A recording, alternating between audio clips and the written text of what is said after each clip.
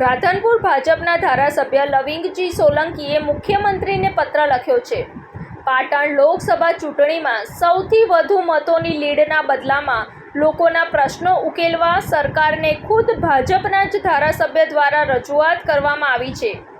જનતાના મતના બદલામાં પ્રશ્નો ઉકેલવા અને વિકાસ કામો કરી આપવા લવિંગજીએ દ્વારા પત્ર લખી સરકારને રજૂઆત કરવામાં આવી છે.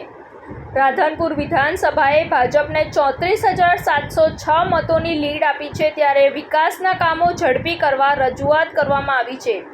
રાધનપુર, સાતલપુર, સમી વિસ્તારના લોકોના વિકાસ કામો આપવા મુખ્યમંત્રીને પત્ર લખી રજૂઆત કરાઈ છે.